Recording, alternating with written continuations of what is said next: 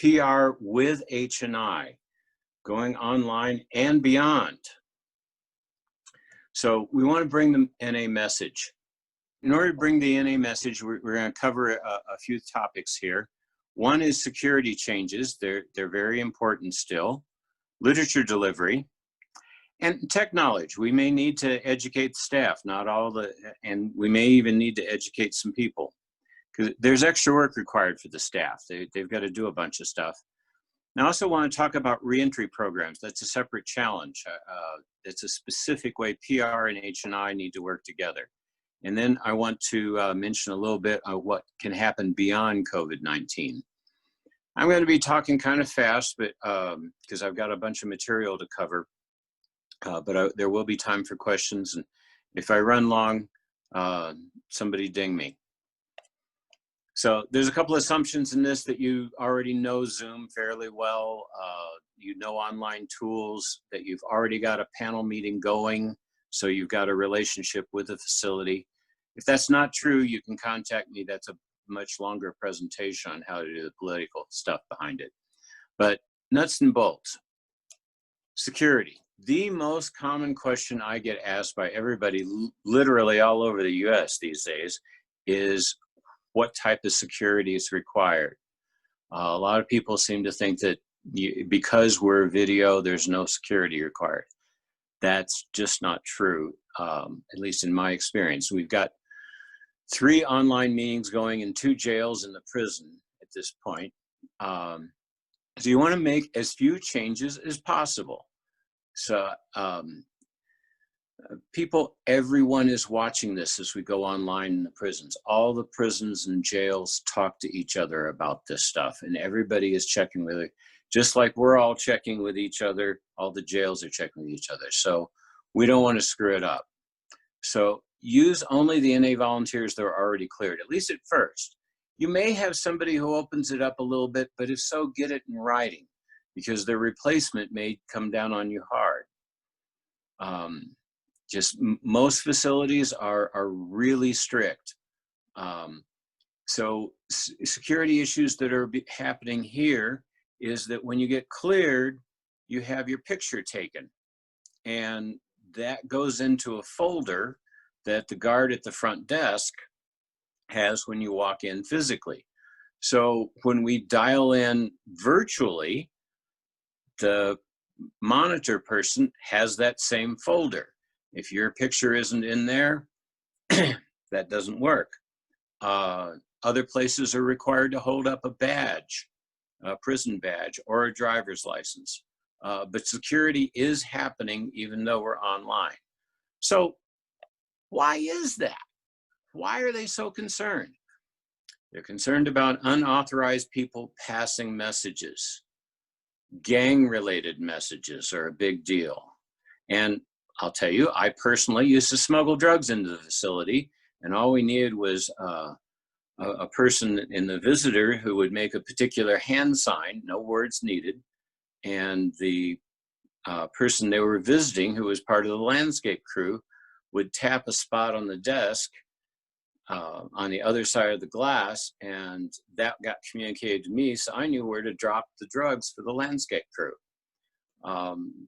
Security is important. So that's the why. Panel meetings really need to be encrypted, password protected, all that, and handle them properly. The ID of the meeting, the password, should only go to the people that are going to that meeting.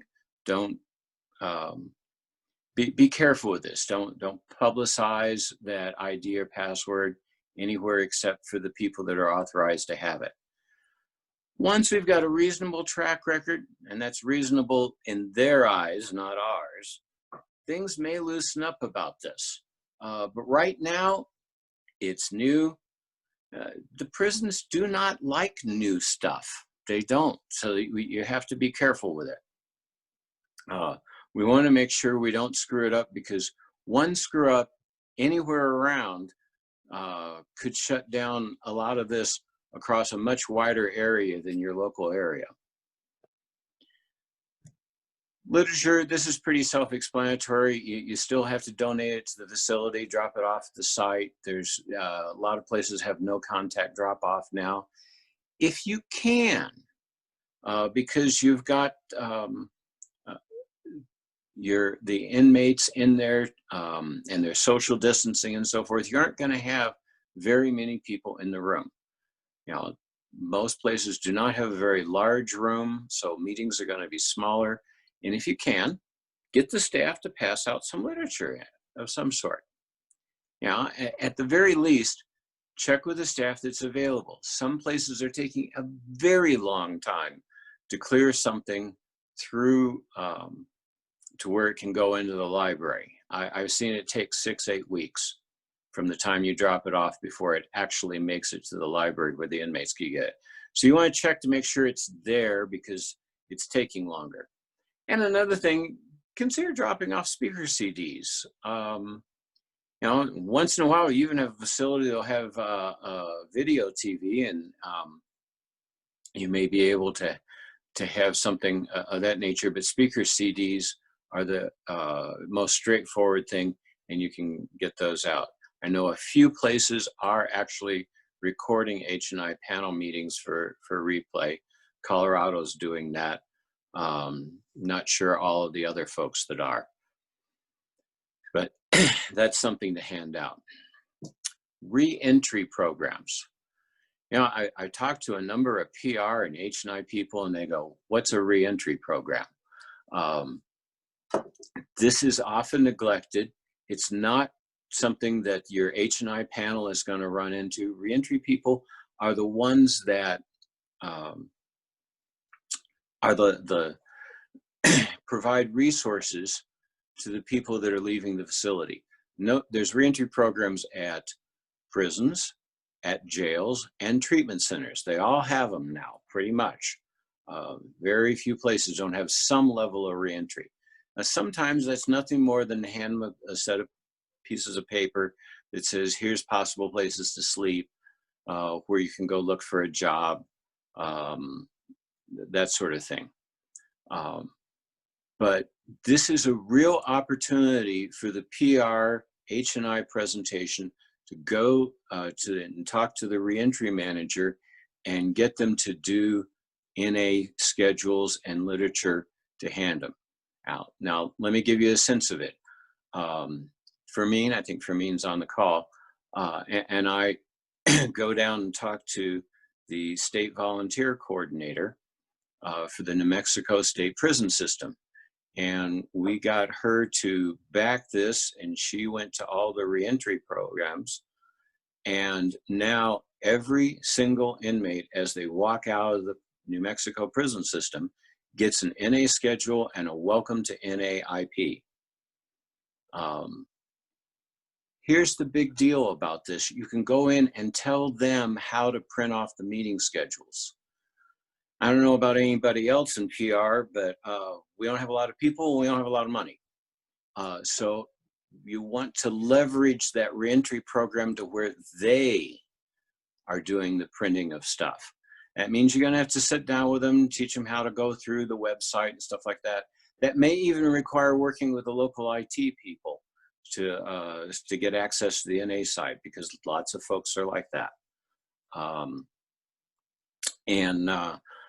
Once you do this, you only need a little care and feeding, you know, once or twice a year, you know, sort of check in with them, and you've got a whole lot of people now providing NA schedules, meeting schedules to people who've got that gift of desperation. If they've got that schedule in their hand, as they walk out the door, they're a little less likely to go see Chewy first thing. And you want to have them do the updating, not us, so that it's updated frequently, if you can, especially right now, because meeting schedules are changing so quickly. Okay, that's reentry programs. So a little bit of this is a vision beyond COVID-19. Crisis is also opportunity. Most prisons are in remote areas. You know, we go to the easy ones, the ones that are close to us. But once we've got stuff up and running online in some facilities, we can start to reach people that are in further facilities. You can even get think of a situation where you've got one NA panel and they can broadcast from their home to multiple cell blocks in multiple facilities, even across the US. This is similar to prisms that joined the World Convention. We could do H&I this way. Let me give you a picture of what this looks like. It looks like this. We could carry the message literally across the world if we do the online thing right. And I'm going to close up with this slide that I stole from the World Service just to say, once in a while you're doing PR with H&I and a ward to somebody is going to say, hey, what evidence is it that NA works? I've got these medically assisted treatment and various folks, and they give me all these statistics. What does NA do? We don't keep statistics like that, although there's some that the world is putting together, but you can use this slides. In 1960, after some years of flailing around, we had one NA meeting. Now we have 76,000 meetings. That's our statistics that we work. And with that, resources and contacts, that's me at the bottom. And I am from the lower desert area, Palm Desert, California.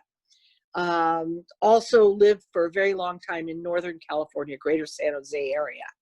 But I'm down here now.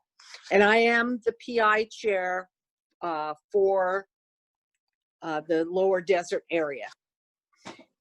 One of the things that's huge in California, and it's now all over the state, is a activity that parole is putting on for newly released prisoners called PACT, P-A-C-T. And it stands for Parole and Community Teams. And what it is well, they were having it once a month until COVID-19 started. But I imagine that they'll be starting it back up again. And it's a gathering of many community groups to give information to recent parolees that can benefit them.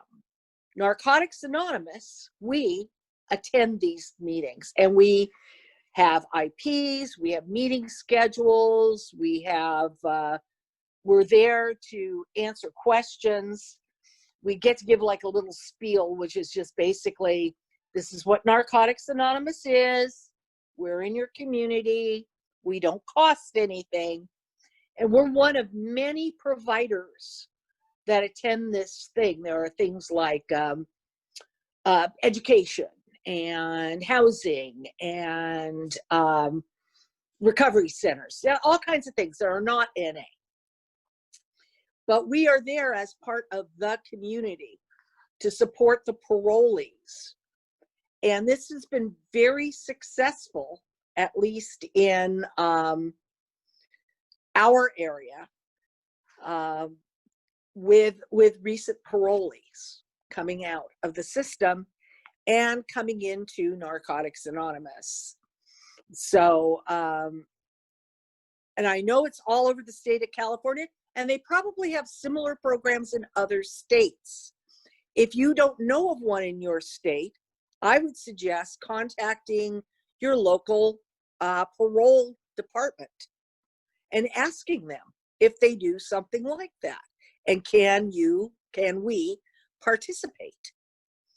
And I don't know, that's really all the input that I have. I think Tom handled everything beautifully.